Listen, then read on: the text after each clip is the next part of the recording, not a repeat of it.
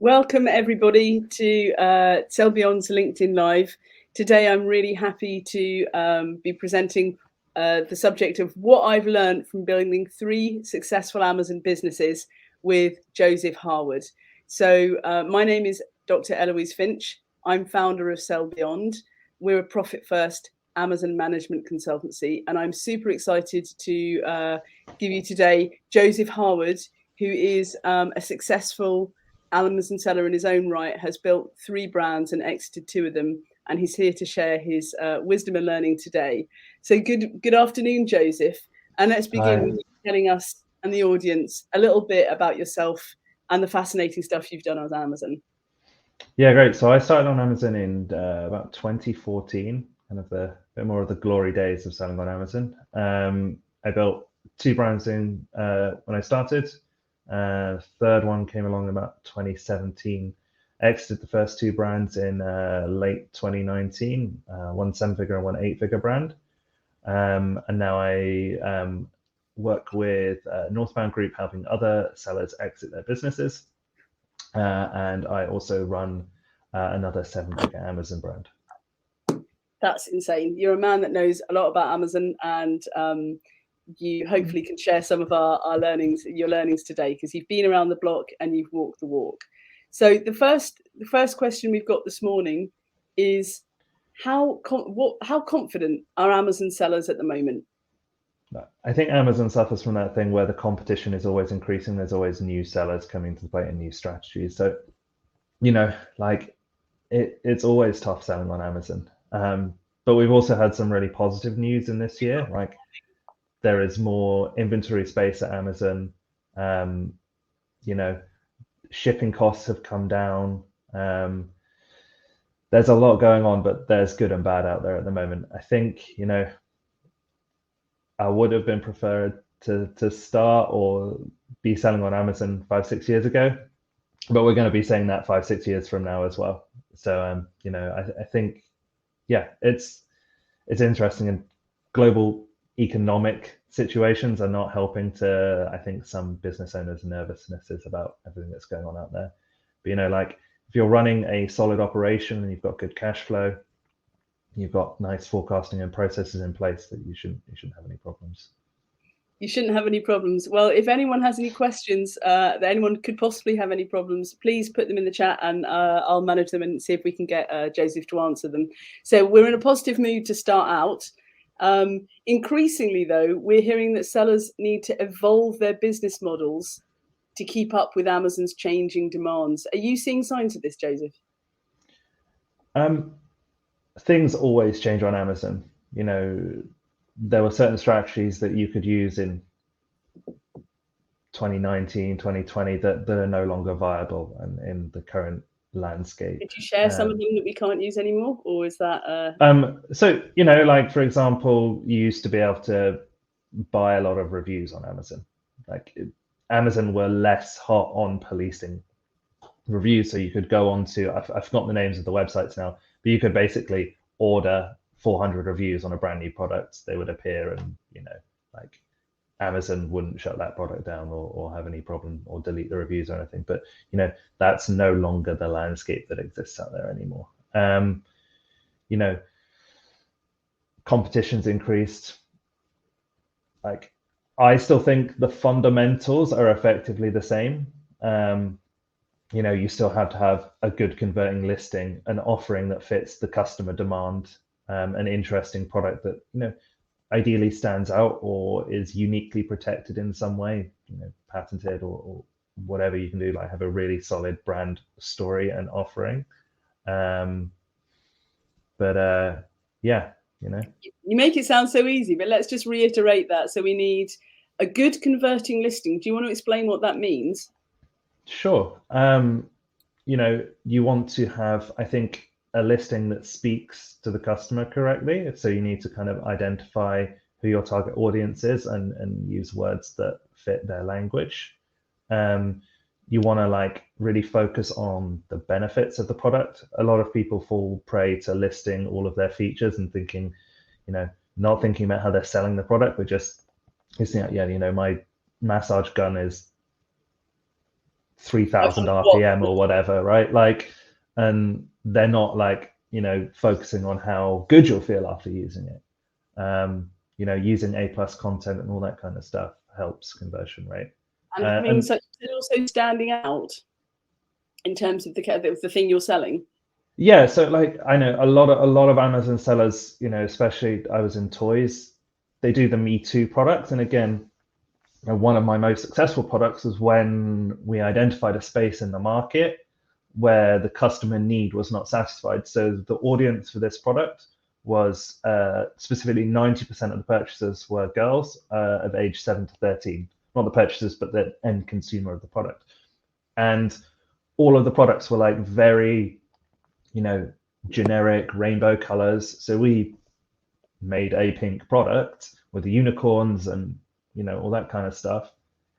And we pushed that product to be one of the best sellers. We were in the top 20 in Christmas in 2018.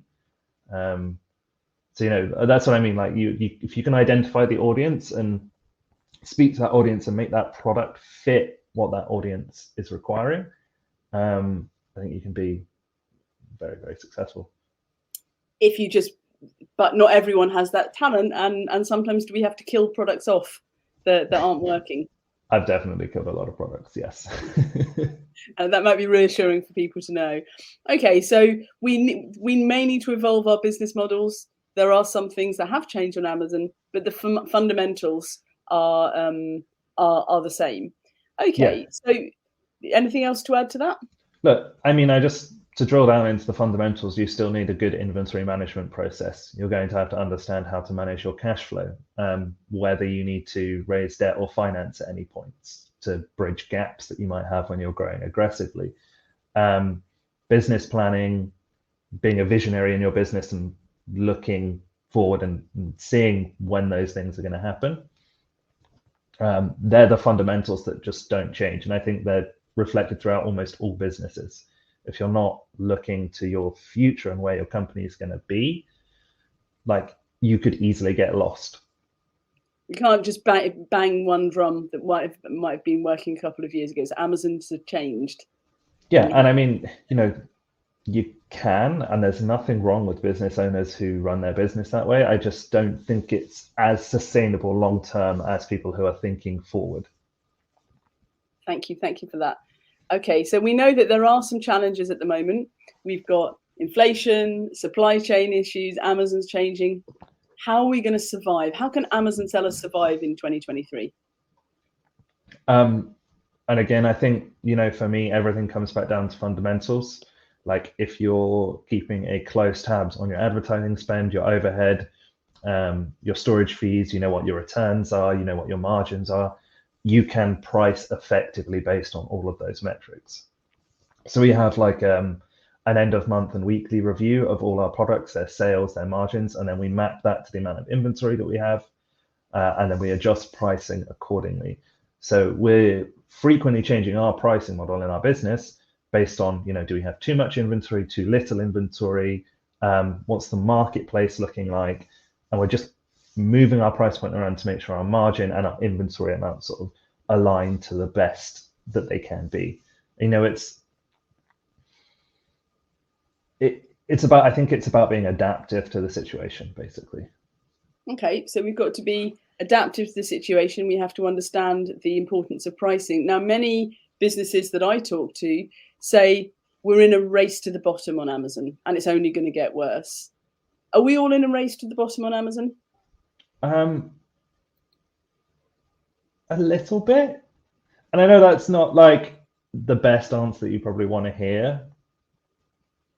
But like if you're doing a generic private label product that has no additional value to the marketplace, apart like you're just another Me Too sourcing a product from China, getting it over to Amazon.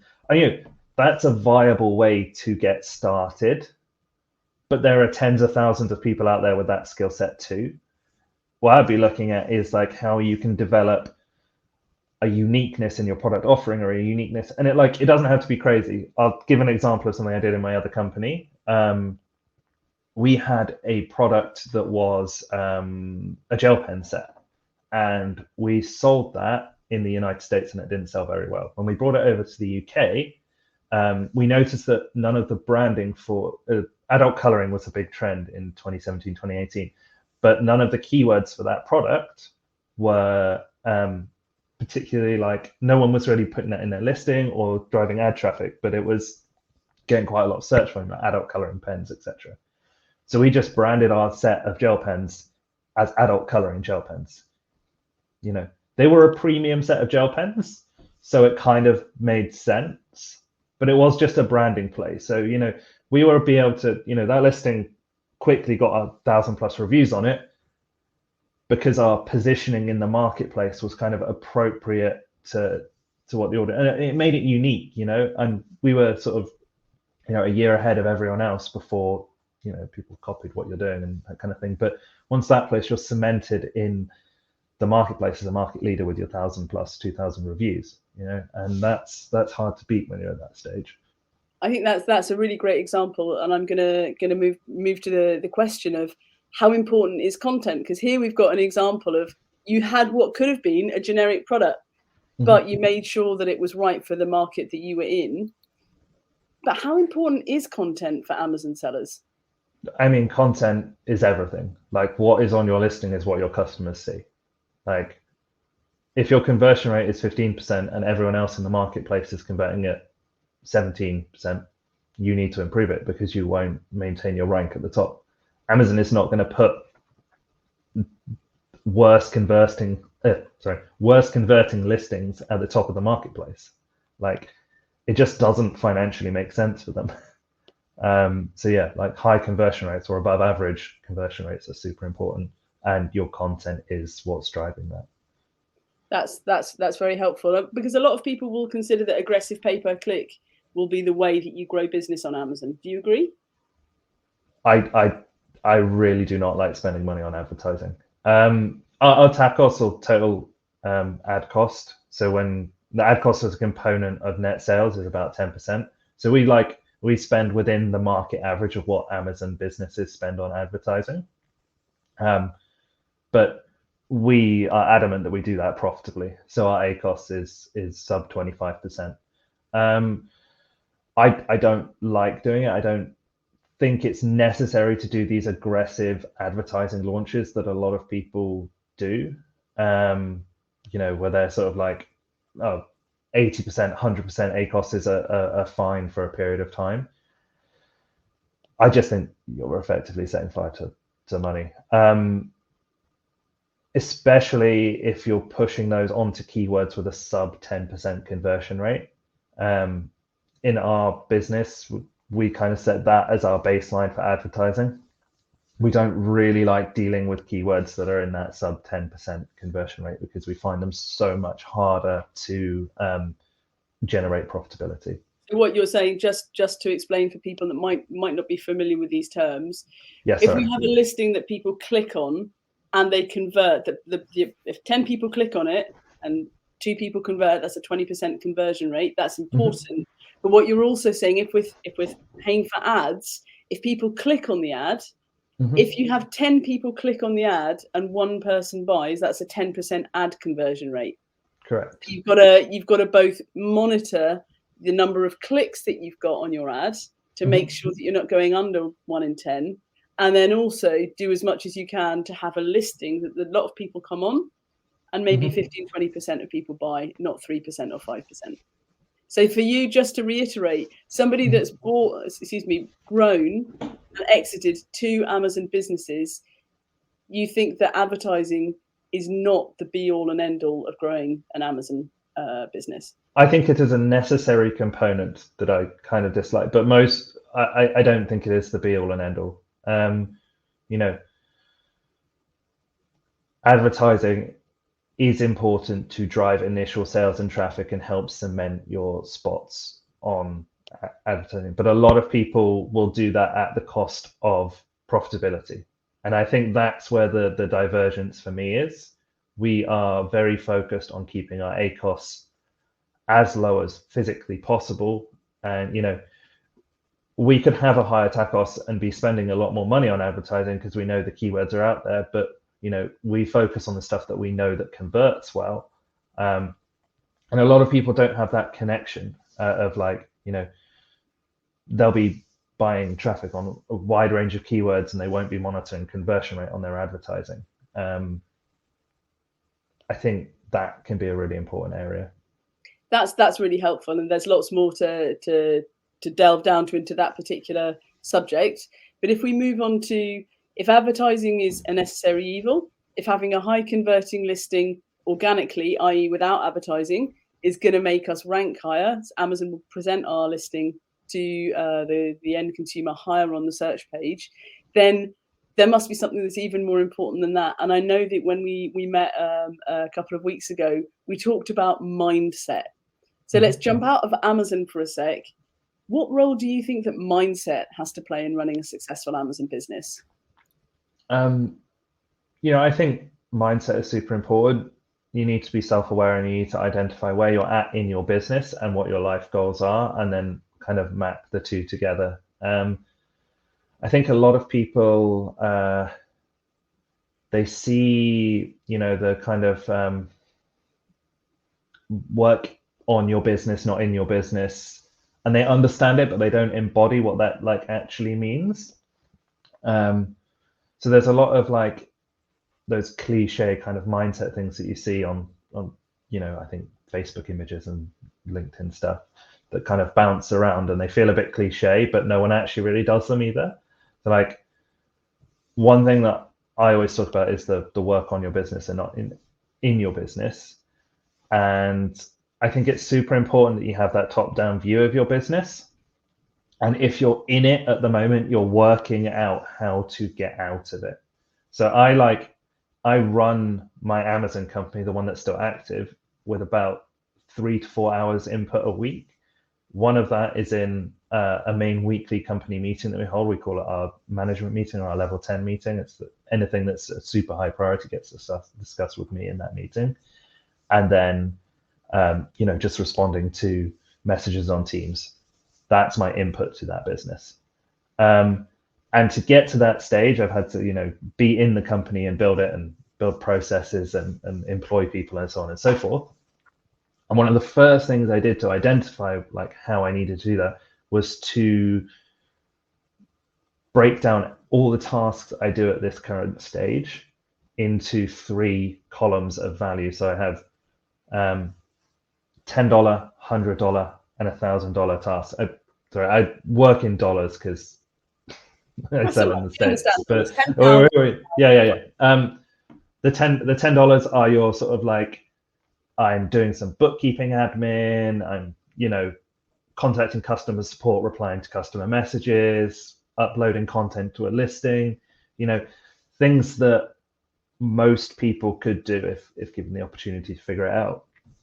$100 are your sort of like what I would call like management level tasks. So this is stuff that does take a deeper level of thinking, maybe copywriting or deciding what type of content you're going to put on your listing, potentially doing product research, designing or building out processes, things that, will be more impactful than the $10. And then again, you move to the $1,000 task, and this is like the high level stuff that can dramatically impact your business through like kind of just reframing and pointing you in a different direction. And so what I mean by that is like you may come across like, I don't know, an educational course, for example, that has information in there that you would put into your business and it makes you thousands of dollars of revenue. You might be looking at your business and create a different direction or a plan for the next 3 years that is going to, dramatically increase how much more money your business makes. All these kind of things are the like really high level tasks that I think business owners should really be focused on that are driving the true value. But a lot of people get caught up in the $10 and $100 area where they're working really, really, really hard in their business. And they're not focusing on, first thing is just identifying what those tasks are, and then identifying if your company's ready to take on people to do those tasks. Because it comes with a degree of self-awareness, which was what I was saying earlier. Like you need to know when it's the right time. we've definitely sometimes gone a bit too fast, and had to go back and think, like, did we really need that person, and like, was our cash flow really able to take that at the time? So yeah, it's a balance, but I think that's kind of where I would see on a mindset. And I know we've only got another 10 minutes, so I'm not going to keep going on about more areas of mindset, but I think mindset is probably one of the most important things in business. I think it's a great observation. You work with a lot of people that we might call private label sellers, or people that only sell on Amazon or have a particular expertise in Amazon. And so from your perspective, you've been there and seen it. At Sell Beyond, we often work with businesses where they might be selling on other channels, but we also see a similar thing, that the business owner may have given all of Amazon to an Amazon manager or an operations manager or an account manager, and is then expecting that person to solve all the problems. And that person tends to be very much overwhelmed in the $10 tasks and the $100 tasks. And no one in the business has stopped and said, okay, how are we going to grow this, and how is it going to work? So I think it's something we could all do, that make that list, everybody who's on this LinkedIn Live. But it's something we see in larger businesses. Not one person can manage an Amazon, because there are these very, very different levels of tasks. I think that's something we should all Amazon as a channel is definitely worth. I mean, all you have to do is spend 15 minutes on Helium 10 and see how much money people are actually making on Amazon to really identify like how much it's worth getting into the Amazon space. But then we need to also get out of it and think about our business. Well, listen, we know that you've been successful in selling your Amazon businesses previously, and it's a subject that a lot of people are interested in. What 3 things should we know about selling an Amazon business and exiting it? And that means selling it and you're not involved anymore in the day-to-day. Yeah. So I guess I'll talk about market conditions at the moment. Basically, a lot of aggregators and different companies, family offices, raised a load of money in 2020, 2021. And that money coming into the space is starting to taper off a little bit, because some of those aggregators were not as successful as they thought they were going to be. And they were offering pretty sizable multiples. So the space in the marketplace has kind of cooled off a little bit. So it's kind of important to just, if you're thinking about selling or exiting your company soon, or you want to build a timeline, the market is a little soft at the moment for exit, and we're seeing like lower multiples. Obviously, no one's got the looking glass to look forward to. We don't know when that's going to come back. But what buyers are now really focused on are legitimate white hat businesses. So if there's anyone out there, gaming the system, selling copyrighted products, in restricted categories, all that kind of gray area stuff, buyers are putting some serious conditions in their reps and warranties, which is kind of like the part of the sales contract that protects the buyers from unforeseen circumstances in the future regarding things like that. So if listings get taken down for review manipulation or something like that, then that could really come back and hurt the seller. So what are buyers looking for then? They don't want people that are gaming the system. What are buyers looking for? They don't want the game in the system. They want good, consistent growth, and solid sales history, minimal volatility. So like buyers prefer like a really stable, non-seasonal range of products, because it's so much easier to plan inventory and do all that kind of thing if you just know this product sells 20 sales a day and it has done for the last 2 years. That like is a dream to a buyer. They don't like sales decline. You get lower offers if you're moving into decline. They need solid accounting, ideally on an accrual basis if you're selling to Americans, which ends up being what the majority of buyers for Amazon businesses are at the moment. So we've got good, consistent sales, not volatility. If no declining sales, what if we've got SKUs that aren't performing anymore? Do we keep them on our inventory? Do we kill them? Look, that has to really be analysed on a SKU per SKU basis. You know, in my business, I actually went through in the last year and we probably killed about 40 different products just because they weren't hitting our margins targets. That was probably more aggressive than most people will want to be, but we're happy to discontinue SKUs that aren't profitable. We're like really focused on profitability within our company. Focus on profitability. We can't go wrong with that in business. Right, Joseph, if you had a magic wand, what changes would you make to every Amazon business to make them work better? I would probably give every Amazon business a super defensible product, you know. And I know this isn't going to be useful for everyone, but like, again, this is another thing that buyers really like. If you have a product that is patented or defensible in some way that other people can't just dive into the marketplace, you've got like a really saleable asset, because that's quite rare on Amazon. Three things. Solid foundational work, you know, have your supply chain and logistics in place, have an inventory management process, financials, forecasting, cash flow, advertising management, have that all documented with internal processes and having a team managing all of that.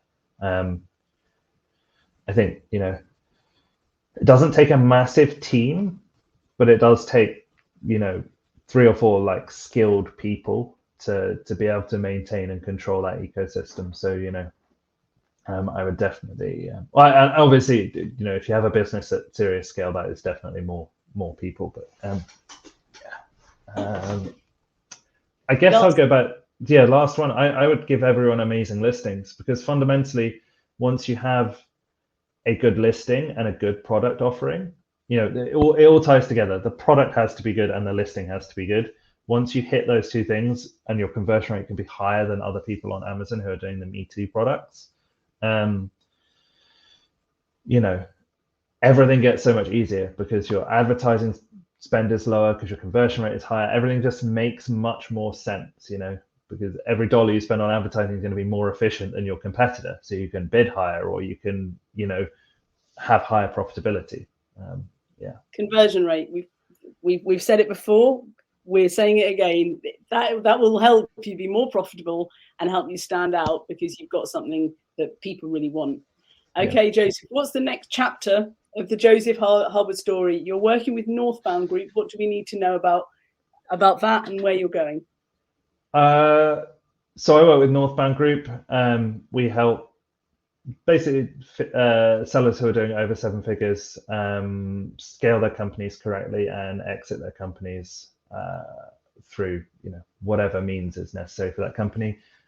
We can also assist with other area, like, you know, we're an advisory firm. So, you know, if you want to raise minority equity, buy out a business partner, you know, anything kind of sort of top level CEO kind of work, that's kind of where we can offer our advisory services. I'm planning on working with Northbound Group for the foreseeable future, building my Amazon business and exiting that one. After that, I'm not really sure. I'm getting close to hitting my financial goals, so I don't need to really have the next step lined out for me just yet, because, you know, I've taken a lot of money from my first company and diversified into a wide pool of assets. So, you know, I'm generating income in different ways now. So that's, you know, it's been absolutely inspiring listening to you, and hopefully those who are catching this up, the lessons. Joseph Harwood has walked the walk. He's not just talking the talk. We haven't had anything about hustle and bustle on Amazon. Solid business fundamentals, a clear plan in place, and getting perspective on actually how your Amazon business is working. Listen, thank you so much, Joseph, for your time. No worries. We've got 1 minute left. If anybody wants to put any questions here, we can certainly deal with them afterwards and respond to them. So I'm just going to sit and wait for 15 seconds, make sure there are no more questions.